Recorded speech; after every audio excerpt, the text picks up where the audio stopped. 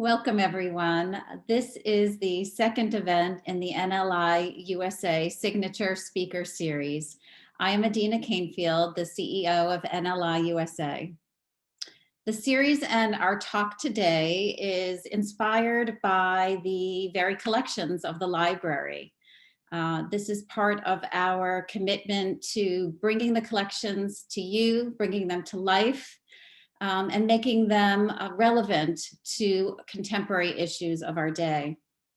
The series also provides the opportunity for NLI USA to bring to you our outstanding board leadership and to have them join and share their insights with the experts and the curators of the National Library of Israel. The talk today also gives you an opportunity via the chat function to pose questions and to participate at the end of this section. I have the honor of introducing now your moderator and commentator, NLI USA's Board Co-President and my lead partner in moving NLI USA forward, and that's David Makovsky. David is the Ziegler Distinguished Fellow at the Washington Institute and Director of the Project on Arab-Israel Relations. He's also an adjunct professor in Middle East Studies at Johns Hopkins University's School of Advanced International Studies. In 2013 and 2014, he worked in the office of the US Secretary of State, serving as a senior advisor to the Special Envoy for Israeli-Palestinian negotiations.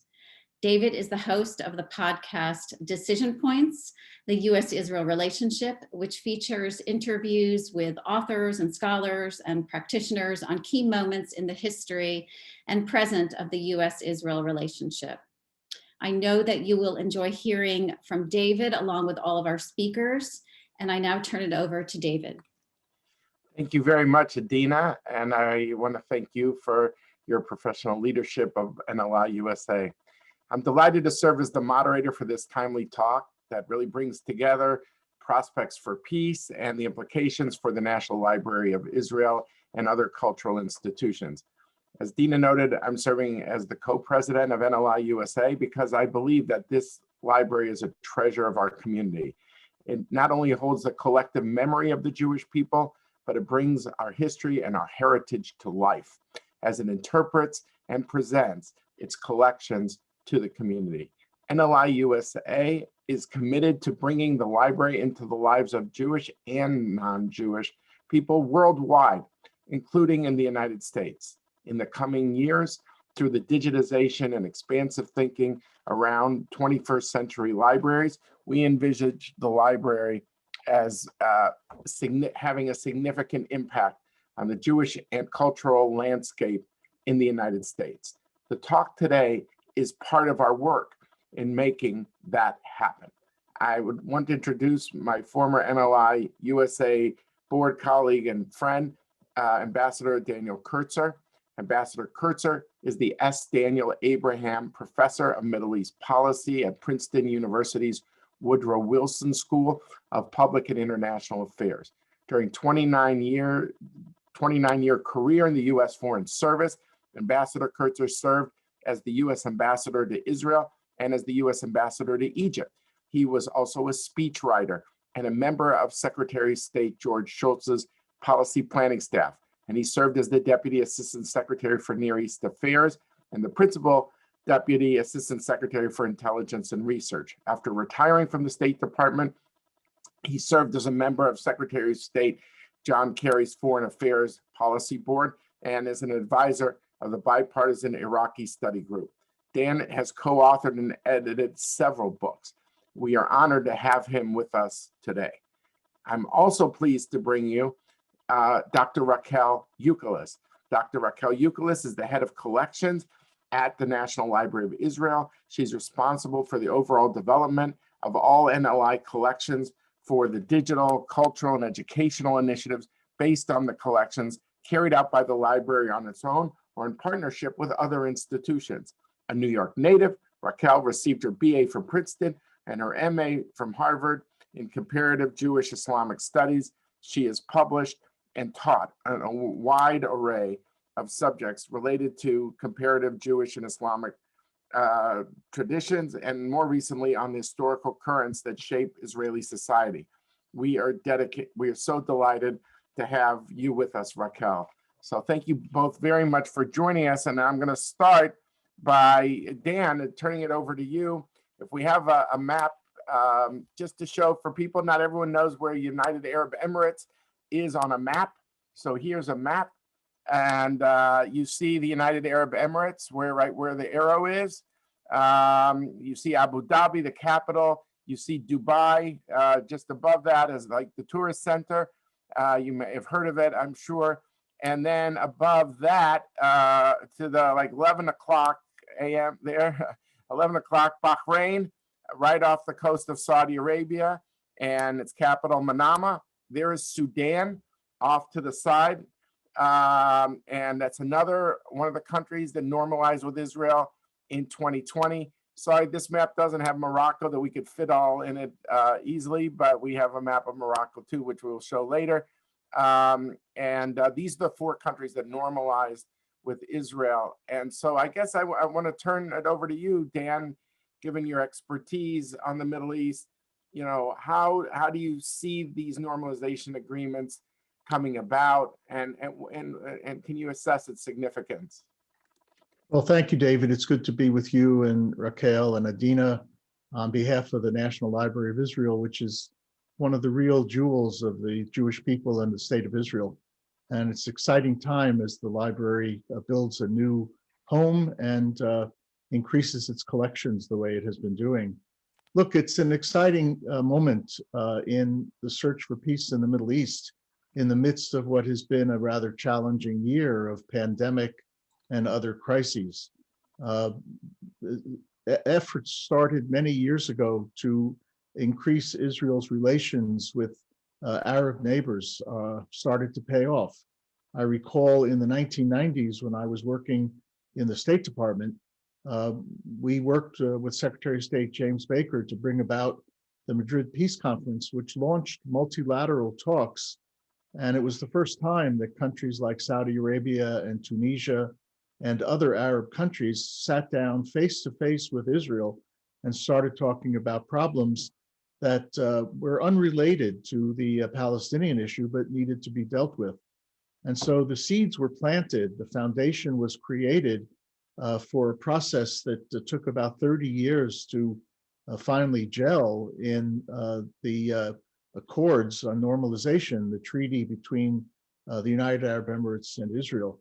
Of significance, those treaties do bring about the possibility of cultural, educational, business, technological, intelligence, and security cooperation, but they don't relate to the innermost problem of the Arab-Israeli conflict, and that's the Palestinian issue.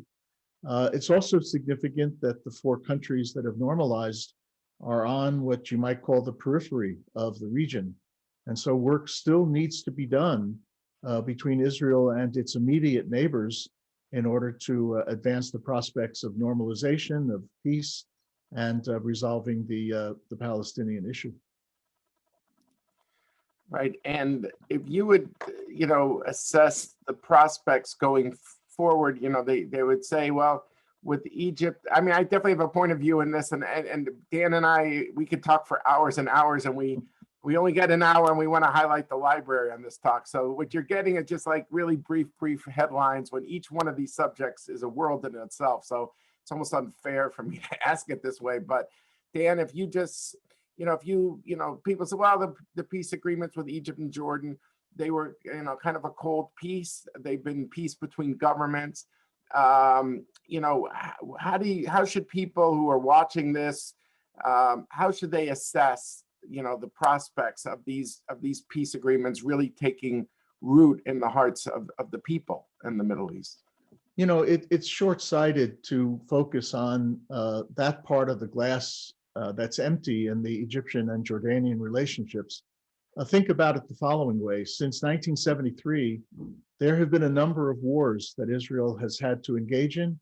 None of them has involved an Arab state because Egypt took itself out of the coalition of enemies of Israel. Now, it's true that what we hoped for in the 1979 peace treaty with Egypt and the 1994 peace treaty with Jordan was a warmer bilateral relationship and a warmer relationship between people. What we got was a peace treaty that has endured in each case, and security relationships which have been absolutely critical for the state of Israel. There are virtually no Israeli forces arrayed against Egypt. In fact, the only forces along the Sinai Peninsula are there because of instability within Sinai related to terrorist groups that have taken up place there. And Jordan has been a phenomenal security partner for Israel along Israel's longest border with an Arab country. So I always look at the part of the glass that's full, and the two peace treaties that have lived through crises and challenges and setbacks and ups and downs are really enormous achievements. What we now have are different kinds of agreements with countries that never fought a war with Israel, that never inflicted casualties on Israel or suffered casualties themselves. And we're starting to see a different kind of bilateral relationship develop in each case, and that's a good thing, and hopefully one that the Biden administration will now be able to build on and expand to other countries as well. Well, you said it beautifully. I couldn't agree with you more about how critically important peace with Egypt and Jordan are. These are strategic agreements. These were countries that were in state of wars with Israel. Jordan, as you point out correctly, I mean, it's the longest border Israel has is with Jordan, as Israeli generals will tell me often they do, which is if they didn't patrol their side of the border, we would have to spend a lot of money putting so many soldiers on the other side. So I think that on the, patrolling the Jordan Valley.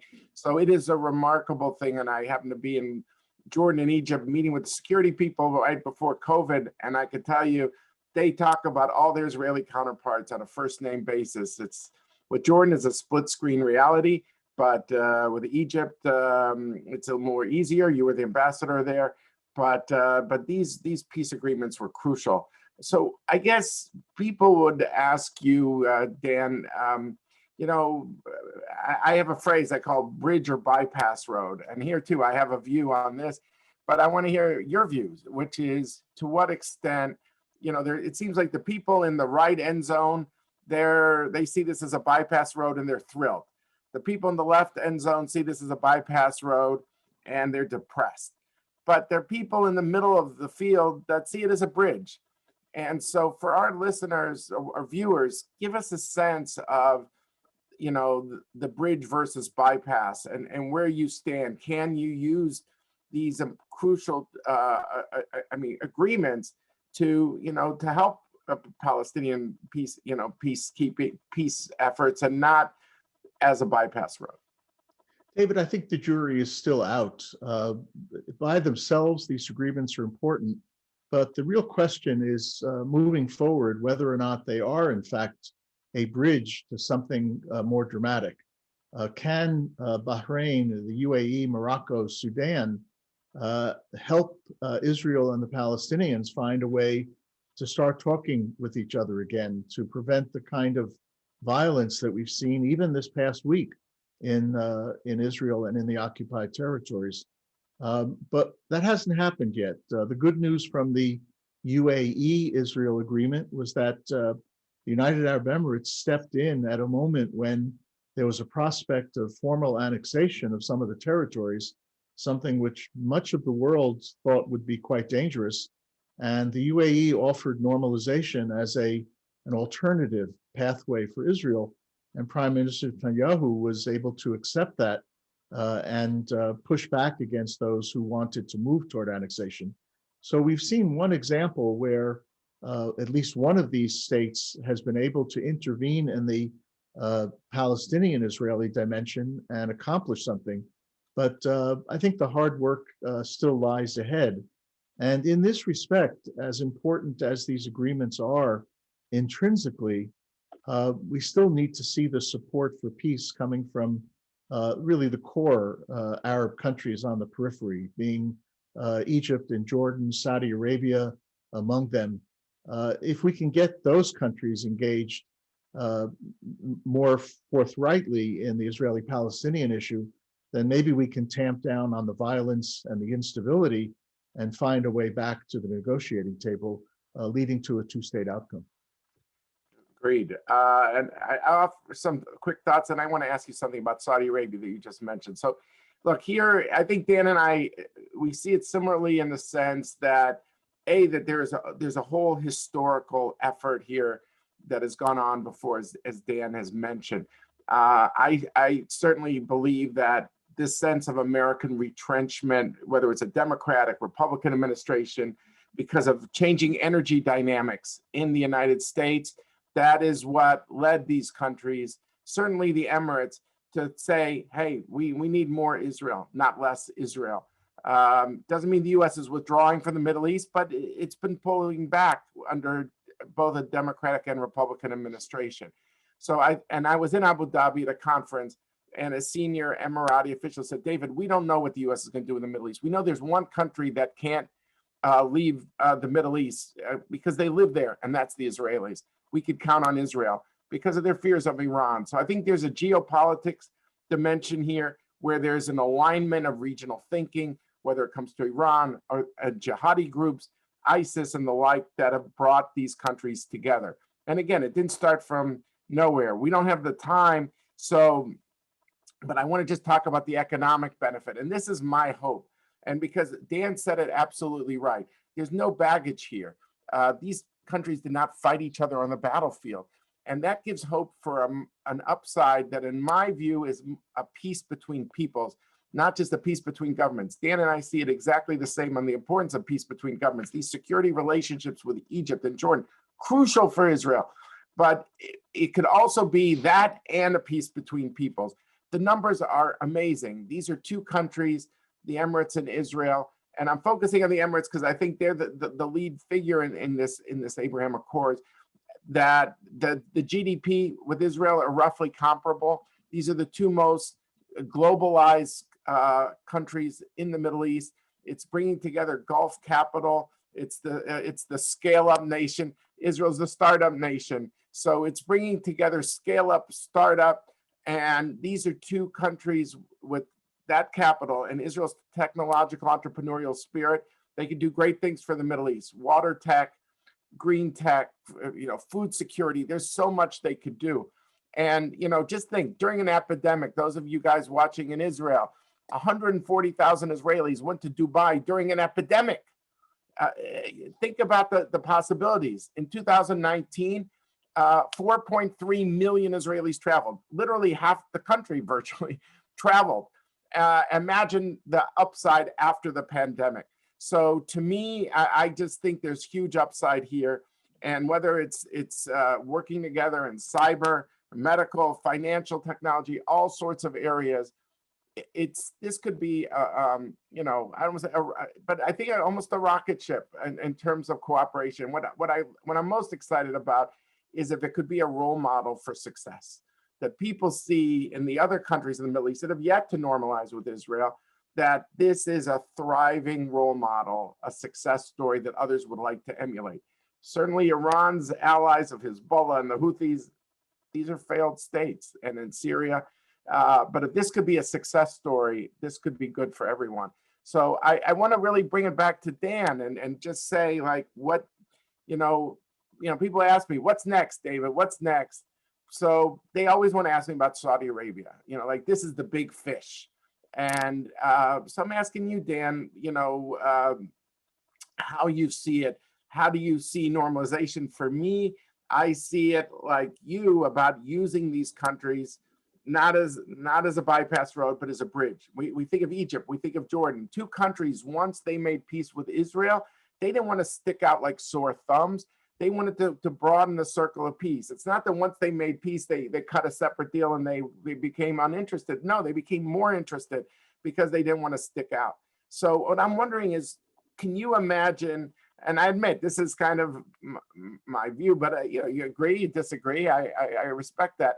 But could you imagine something where we use the Emirati template that you just referred to on annexation and say to to the Saudis, okay, your king will not allow you to fully normalize, not to get ahead of the Palestinians. But let's be honest, the Israeli-Palestinian thing is not on the verge of a home run either. At best, it's singles, it's partial. Could you see a partial for partial thing where the Saudis do some normalization and Israelis and the Palestinians move closer to each other? Of course, the Palestinians have to do their part too. But I'm just wondering if there could be a tie-in to incentivize Israel and the Palestinians by normalization. We saw, and this is my last sentence, we saw something dramatic last summer, and you referred to it in the annexation debate.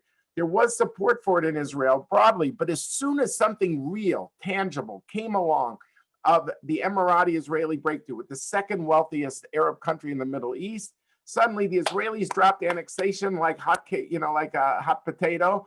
80%. The Israelis can't even agree if it's dark or light, 80% outside. And here, 80% said better to have the Emirati breakthrough. So something tangible on the Saudis. How do you see that of tying that in that could incentivize Israelis and Palestinians? David, I think, as you know from your own experience and from those who have served in policy positions, there are a variety of complicating factors, even for those kinds of issues that look so tempting and so positive.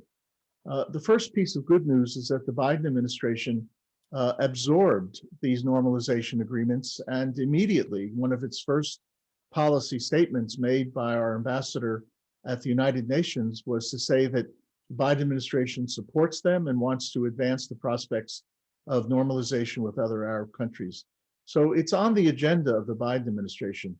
But there are also a variety of factors that need to be taken into account. Number one, the King of Saudi Arabia, King Salman, made quite clear almost immediately after these normalization breakthroughs occurred that the Saudis wanted to wait until there was progress, significant progress on the Israeli-Palestinian issue. And the Saudis wonder why Israel has never reciprocated the Arab Peace Initiative of 2002, which was a quite significant breakthrough in Arab state policy. So Saudi Arabia is one of the leading forces on this question.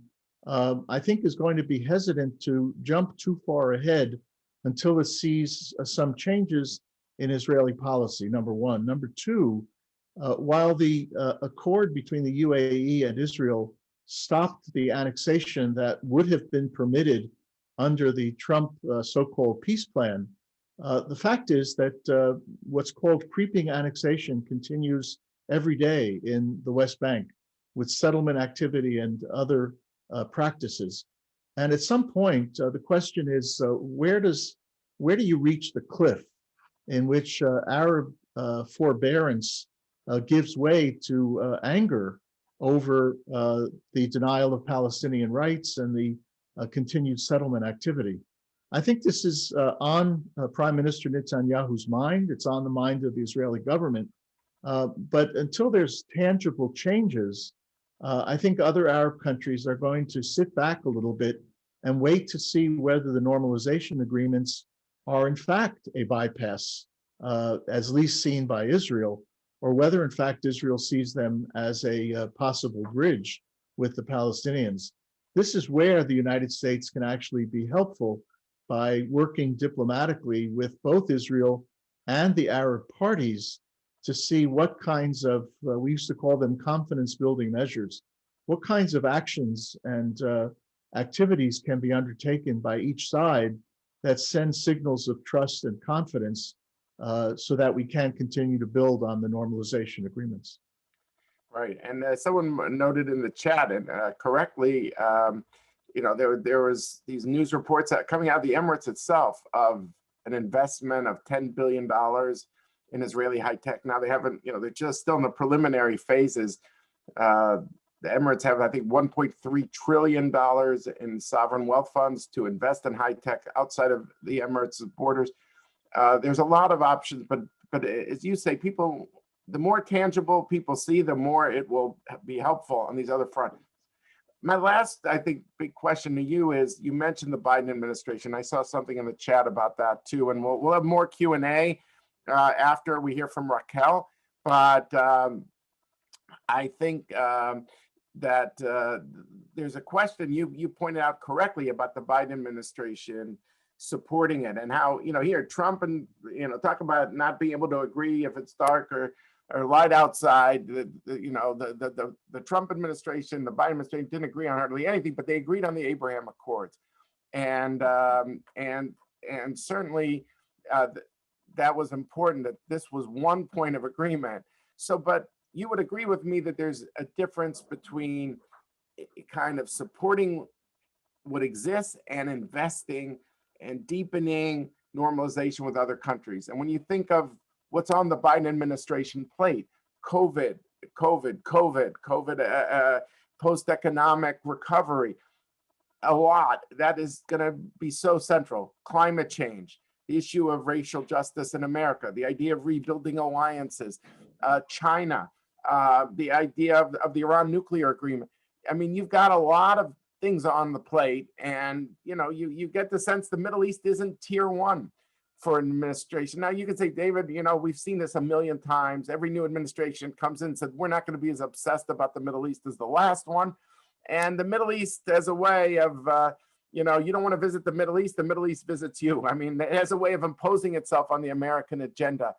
But I guess my question is, given all these competing priorities, foreign and domestic, for the Biden administration, how much do you see as the Biden administration investing in this, or how much is it going to be left to the parties themselves to try to kind of stitch something together on their own bilaterally and then bring it to the Biden administration? All these guys want some bilateral benefits from the United States. We saw this with the F-35s.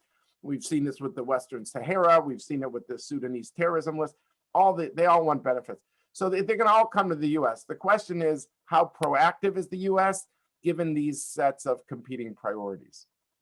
David, there really, as you mentioned, there really are only two top tier issues in that region for the United States right now. It's the Iran nuclear question and Iran's other malign activities, its missile developments, its support for terrorism, its aggressive activities in Syria, Yemen, and Libya, and also counterterrorism, the continued presence in the region of groups that have now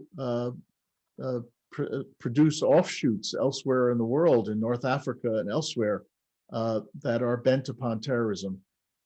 Almost any other issue in that region is not a top tier priority for the Biden administration, nor should it be, frankly, which means that players in the United States at a significantly lower level of responsibility, assistant secretaries, senior directors at the National Security Council, will largely be carrying out the president's policies in this regard.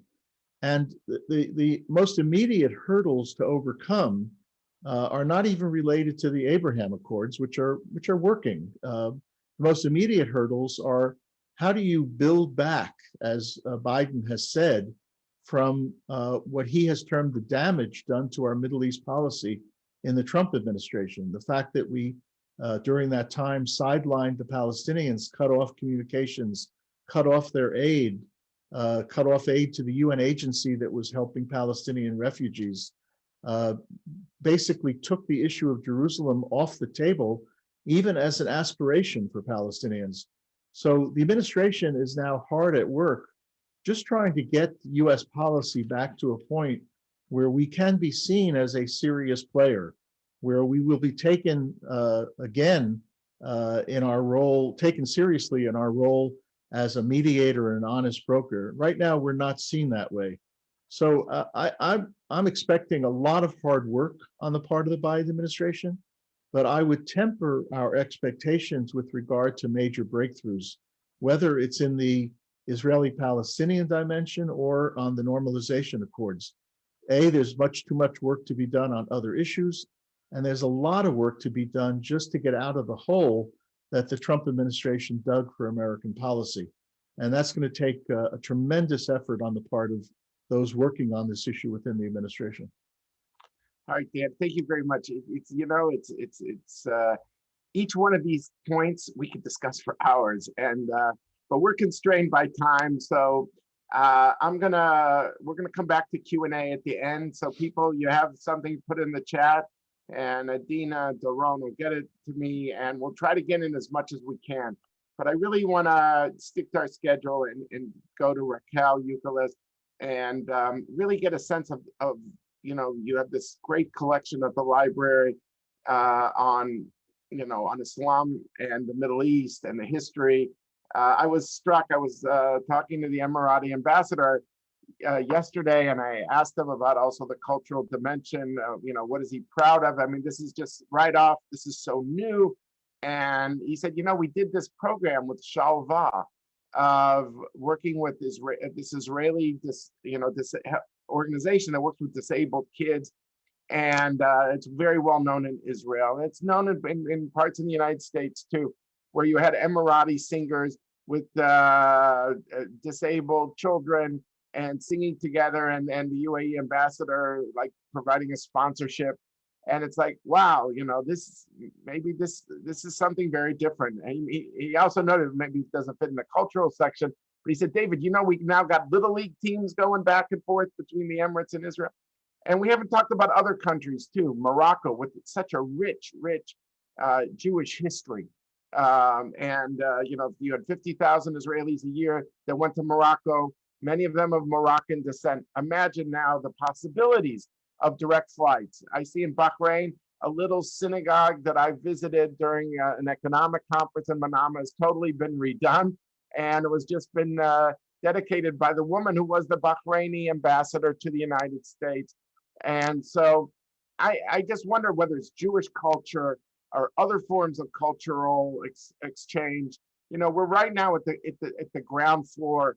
It's too soon to make big assessments, but I'm convinced if there's one institution that's going to be at the forefront of this, it's the National Library of Israel. It's such an exciting organization. I'm going to turn it over to Raquel to take us from here.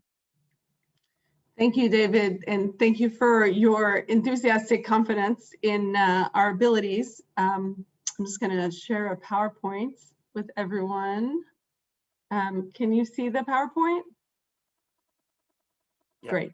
Okay, so good evening. I am also listening intently to the exchange between Ambassador Kurtzer and Professor Makovsky, and it's thrilling to be here with everyone. Of course, you've been talking primarily about strategic interests, security, economics, tourism. And the big question for yourselves and for us here at the National Library as well is this going to be different from the cold peace of Jordan and Egypt? Or will there be cultural exchange opportunities? And so I want to start with an anecdote, and that is, as soon as the Abrahamic Accords were signed, I immediately sent a WhatsApp message to a friend and colleague who's incognito in the Emirates right now and working in a parallel institution. And I said, okay, so can we start doing stuff? And he said, not yet, too early. I need to feel the street. I need to feel what my colleagues are saying. So I said, okay. And then 2 weeks later, I wrote to him, so now, can we talk now? And he said, not yet. I need to hear from my colleagues. And this went on for several rounds. And after about 6 to 8 weeks, I started to get a little impatient. And I said, really, nothing, nobody? And then he reached out to several colleagues. And suddenly I got 3 phone numbers in my WhatsApp. And one of them was for the head of the National Archives of the Emirates. And so I wrote him quickly in God bless WhatsApp, and he immediately wrote me back. And it turns out that Dr. Abdallah Raisi has a PhD in English linguistics from Wisconsin, and has done groundbreaking work in preserving Emirati culture and bringing the latest methods and technologies into the work that he's been doing. And he recently was tasked with building a new national library. And so we right away set up a meeting. And I want to tell you what I told him about our Middle East and Islam collection. And that starts with some history. And that is the Islam and Middle East collection of the National Library has always served as a place for shared inquiry and cross-cultural understanding. This isn't new. This is in the DNA of our institution. And it all starts with this gentleman named Abraham Shalom Yehuda, who was born in Jerusalem in 1877, which means he was 15 years old when the National Library opened its doors in 1892. He was a precocious student from a religious and intellectual family. He mastered Hebrew, several European languages, and Arabic, the language the family spoke at home, at a very early age, and started publishing. Now, in 1897, Yehuda went off to Germany because there were no universities in the land of Israel-Palestine at his time. And there he studied with Ignaz Goldziher, one of the leading scholars of then called Oriental Studies, meaning Islamic Studies, Semitics, and Hebrew and Jewish Studies. And like Yehuda, Goldziher came from a traditional Jewish background. And like Yehuda, Goldziher was one of these boundary crossing figures. He spent time in Damascus and Cairo. He amassed a phenomenal library, considered one of the best private libraries of his time in these areas. And here we're looking at a page in Hebrew. This is Goldziher, who was from Budapest originally and taught in Germany. He wrote beautiful Hebrew, right? Yehuda Chaviv, my dear friend Yehuda. And we see the closeness of these two gentlemen. Now, Goldziher dies in 1921, and an international competition over his collection, his own library, starts, including from Japan, who wanted to buy the collection to establish Oriental Studies at the University of Tokyo. And it's thanks to Yehuda and his close connections to the Goldziher family that he was able to introduce them to Chaim Weizmann, who was then the head of the Zionist Confederation in London. And they succeeded in purchasing this collection and bringing it to Jerusalem. Now, this work that Chaim Weizmann and others were doing was all over the world. They were collecting materials for this library as it transitioned from its original form to becoming the Library of the Hebrew University. And that is a universal university library. And that news was exciting, not just in the land of Israel, Palestine, and not just in Hungary, but also in the States. And here is an example from our historic Jewish press archive from 1924, the Chicago Jewish Sentinel, and an article that describes this work, that this was considered part of this Jewish Renaissance that became the Zionist movement. And here, of course, I highlighted the purchase of the Goldziher Library. Now, when the library finally came to Jerusalem in 1924, there was a grand opening in actually Sukkot in September 2024. And the grand opening was described not only in the Jewish press, not in the Hebrew, but also in the English press and in the Arabic press. It was a who's who of Jerusalem elite society, Jews, Muslims, Christians, government officials, Jewish community officials, and if you note here, who were the speakers? It was Dr. Weizmann and Dr. Judah Magnus, who becomes the first president of Hebrew University. And they both spoke about what this library can be, what this collection of the Islam and Arabic collection can be, and that is a place of shared inquiry and cross-cultural understanding. And so that's what I mean by it's in our DNA. Now, the library continued to develop its Arabic and Islam collection throughout its history and until today. And here are some numbers of our collection today. And we are growing this collection every single year.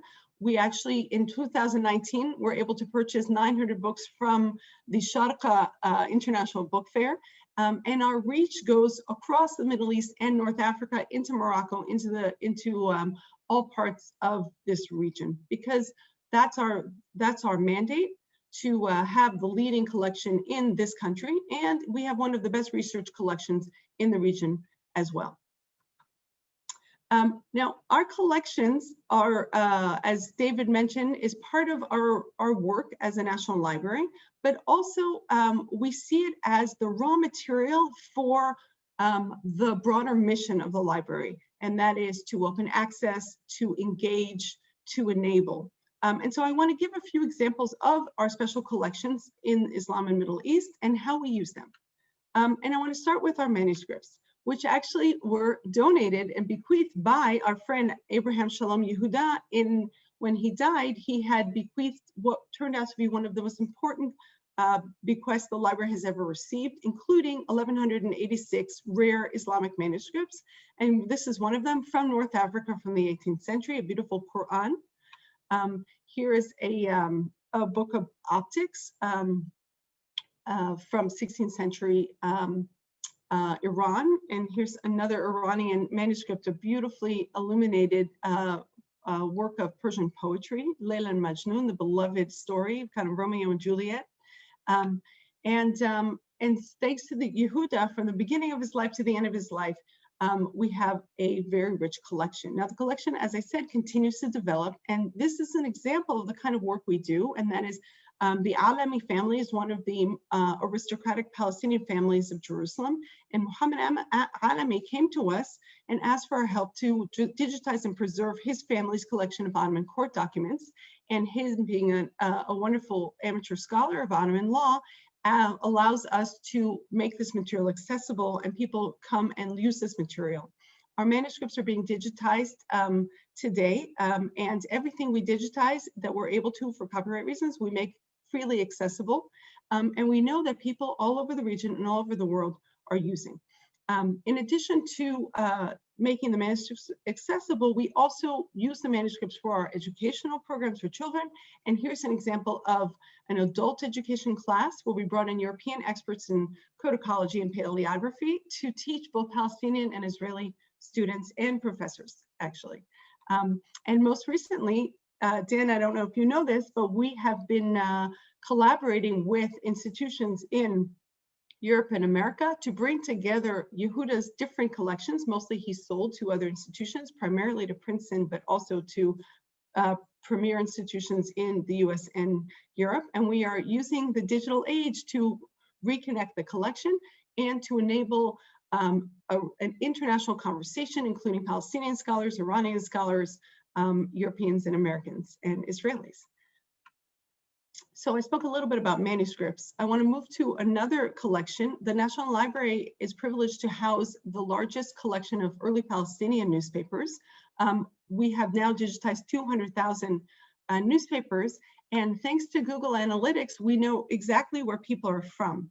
And so if you ask what the National Library has been able to do thus far, we have open access and enabled researchers from the Middle East. And here, if we're looking for the Abrahamic Accords countries, we see that there's the United Arab Emirates is here, and also Morocco is not far down the list. And it's very exciting to us that researchers are accessing our materials. But of course, it's a kind of passive engagement, right? It's not an active engagement that we're looking at. I mentioned that our historical newspapers are a really important resource, both for international scholars, but right here in Jerusalem, it's also a source for personal history. And the story I love to tell is that we have thousands of students from East Jerusalem that come to the National Library for educational programs. And we have found that again and again, when groups of girls and young women come to the National Library of Israel from East Jerusalem, they're looking for role models, and primarily female role models. And a number of times they have done research projects on this woman, Mai Ziada, who was born in 1886 from a family from Nazareth originally, and she becomes a groundbreaking feminist role model. She breaks free of her family's constraints, and she becomes the head of a very important literary salon in Cairo. She's a poet, she's a writer, and a wonderful figure.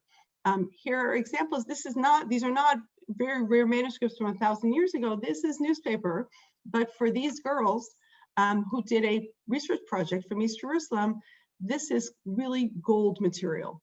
And these girls engaged me in conversation. They said, you have to understand that in our village, not everybody agrees with girls pursuing higher education. And so for us, Mai Ziada is a really important role model that enables us to feel strong and empowered and to pursue our dreams. And so that's just a little bit about what manuscripts and newspapers can do. If we look at our photography collections, we have today over 2 million digital photographs, primarily based on the land of Israel, Palestine, but also neighboring countries. And I'll just show you a few examples from different collections. This is one of my favorite ones, the Dancho Arnon collection. It's a small collection of a photographer who documented all of Israel's religious communities. And here we come to Ramadan in Jerusalem. Of course, we're in the month of Ramadan. And this photo becomes the basis for a lecture poster that we ran last year where we took advantage of the digital virtual world to break through boundaries. And we brought together Muslim scholars from all these countries, including Morocco. And that was even before the Abrahamic Accords. And this is this year's version of the Ramadan platform. We can put that in the chat, and there are events also in English. Now, when I told all of this to Dr. Raisi, the head of the National Archives, and I showed him the manuscripts and I showed him the photographs, but which, by the way, he said immediately, we want to build a regional task force on using artificial intelligence to identify photographs. When I got to this project, he was particularly interested. And that is, we have today a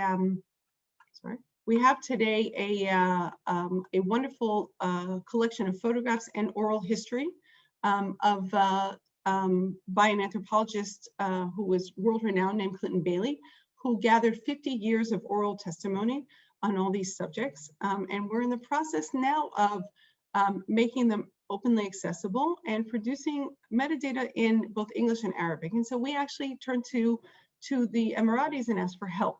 And to enable us to do cross exchange of knowledge and information. So if I were to sum all this up, and I would put our collections in the context of the potential now with the Abrahamic Accords, I would say this: going back to David's confidence in our organization, we are very actively interested and engaged in reaching out to new audiences. And this has always been the way we have thought about and developed our Islam and Middle East collection. Today, our digital collections are openly accessible and are used by researchers across the Middle East. What has been missing thus far? Active collaborations. And so I'm happy to announce here, though this is not for, this is only in our room of 144 people, and that is that next week we're going to sign a memorandum of understanding with the National Archives of the United Arab Emirates. And so hopefully that piece of active collaboration with partner institutions will come out of the Abrahamic Accords. And Dr. Raisi is very interested in coming to Tel Aviv, he says specifically, and he's invited us to the Emirates. And there was a meeting with the Israeli Association of Archivists and Dr. Raisi. And so I am feeling very optimistic for the first time that we will be able to partner with our colleagues in these countries. And as you said, hopefully as role models and in order to expand outward, in order to continually develop, to preserve and make accessible the extraordinary material of Islam and Middle East. Thank you.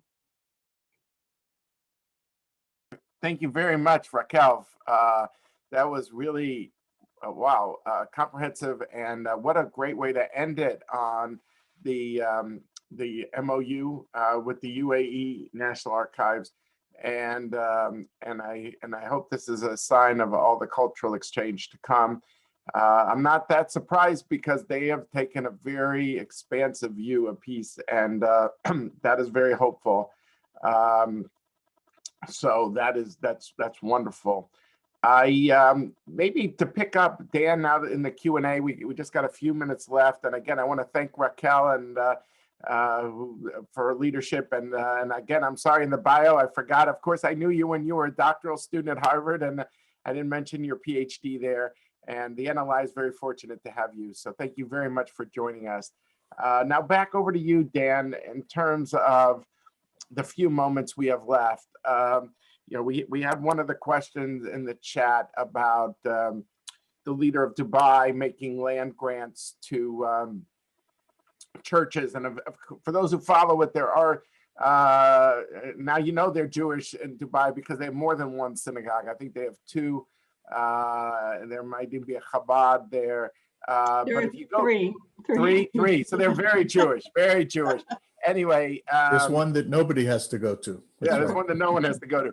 But, you know, in Abu Dhabi, the Pope actually dedicated this Abrahamic house, they called it, where they have a church, a mosque, a synagogue, all in one square with their kind of their own version of the Louvre in the backdrop there in Abu Dhabi. And I was struck by it. I think the mosque points towards Mecca, the synagogue points towards Jerusalem. In the Arab world, I mentioned the synagogue in Bahrain that's just been renovated. Morocco has got this great rich Jewish heritage for all the centuries of Jewish life in Morocco. And I'm just wondering, Dan, you were an ambassador to Egypt. Do you foresee all this adding up to as a possible new discourse in the Arab world about Judaism?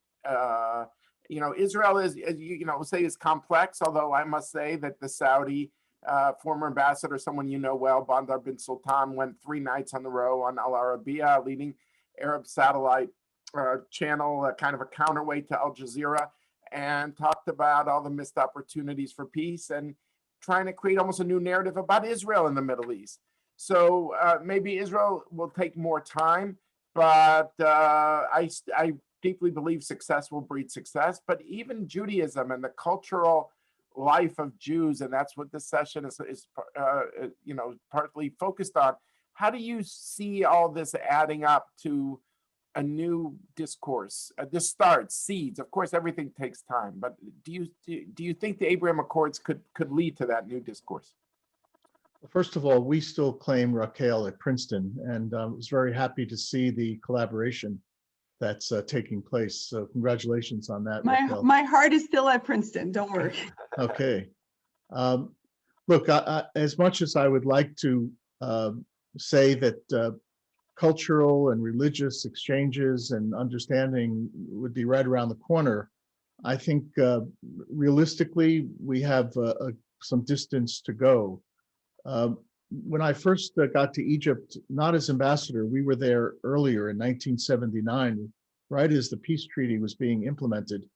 One of my jobs was to promote normalization, to follow the agreements that Israel and Egypt were negotiating. In fact, they ended up agreeing on 51 bilateral agreements, including related to cultural, educational exchanges and so forth. But the Egyptians, after agreeing to the agreements, sat down with me and said, this is going to take a very long time because of the, number one, the deeply embedded views within the populations around the region, the people in the region, about the Palestinian issue, and the fact that since 1948, with the establishment of the State of Israel, many of these countries don't have a large enough Jewish community where there was normal interaction. The older Egyptians that we met in the late 1970s and 1980s had been neighbors with Jewish friends. Even President Mubarak talked about the fact that he had grown up knowing Jews in Egypt and they were just other Egyptians. But we're now 75 or more years from the exodus of most Jews from most Arab countries. And so the interactions have now not taken place, and the conflict has replaced the normal activities that neighbors have. So I'd like to be optimistic. I know in the Gulf, there are some really great things going on. I know the chief rabbi of the UAE, Yehuda Sarna, is quite active, and there's a growing community. And in Bahrain, Morocco has always had a strong Jewish community, even after the emigration of many Moroccan Jews.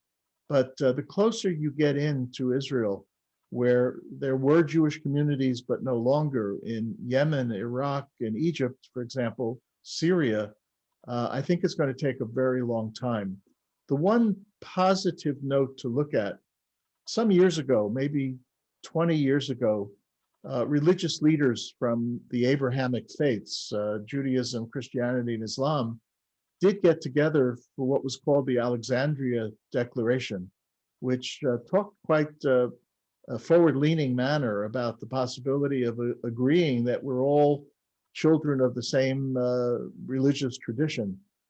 Nothing was done with that, and that may be an avenue for us, David, you and I, and others who work on this issue, to try to pick up and explore whether or not using the normalization breakthroughs we can revive some of these interreligious and intra-religious dialogues. I agree. I think, look, I've always seen the interreligious as crucial, and I think, you know, whether it's issues of violence, I think there are people that take their cues from a religious leadership, and it's important that people don't think the diplomats have a monopoly on this. There's a need to supplement, not substitute, but supplement what the diplomats do by building in this whole sphere that, you know, governments could deal with, you know, government to government agreements, but to get into the hearts and minds of people, we need cultural leaders on all sides and religious leaders to really take a leadership role. And I'm glad you mentioned the whole Alexandria Accord thing, which came out of the whole 9/11, of course, to somehow be revived. And I think you have a better chance when things are relatively quiet than when things are crazy, because then it's too late to get these people. So I'm glad you mentioned this. Look, I know we're up against a deadline, and you have to finish. So I think that I'm really just going to thank you, Dan, and thank you, Raquel, for your involvement here and your involvement with the library. I just, like, for me, I could just speak personally, and I hope there are people on this call that get involved with NLI USA. It's just so exciting. You know, when people talk about the fragmentation and the polarization between Israel and the United States, that it's precisely in the area of culture and literature that, and now with every book being digitized, that technology maybe could bring these two communities closer instead of further apart. It's so exciting. And with the library moving into its new headquarters so soon, it's a new chapter. Raquel talked about the library starting in 1892 or so, but and certainly Weitzman, right after the Balfour Declaration, he brought the British leadership to open up a university to see it, because he believed its culture, it's going to be the strength of this new Jewish state. And so I see NLI as one of the most vibrant institutions, and an institution that can also bring together Americans, Jews and Israelis, and Americans and non-Jews, and Israeli non-Jews, and Muslims, Jews, Christians, that bring everyone together for something we all have a common heritage. And that's why maybe the word Abraham Accords, of everyone being the children of Abraham, the way we began is the way to end, to stress our common humanity. So why don't I bring it over to Adina to close us out, and thank everyone for their participation today. Thank you all, Dan, Raquel, David, and most importantly, all of you in the community, in the virtual community of NLI, and now welcoming you into NLI USA. We're really trying to grow our presence of the library in America, and this is part of that process. We're bringing you events, we're partnering with various organizations. So if you want to learn more, please feel free to contact me. I'll put my name in the chat in a few moments, and my email in the chat. Our next event is May 20th at 1:30 p.m. Eastern US time. It is called Saving Books, Embracing Yiddish and Cultural Identity, with Aaron Lansky of the Yiddish Book Center, Yoel Finkelman, NLI's Judaica curator, and with our very own Abby Joseph Cohen, who will be hosting and moderating that event. So look out for that and all of NLI's incredible programming. Enjoy NLI's new website, poke around in it. It's really exciting. You can get to see the collections and learn more about what Raquel shared with you today, along with other many things. With that, I thank you all very, very much. Thank you all. Bye-bye.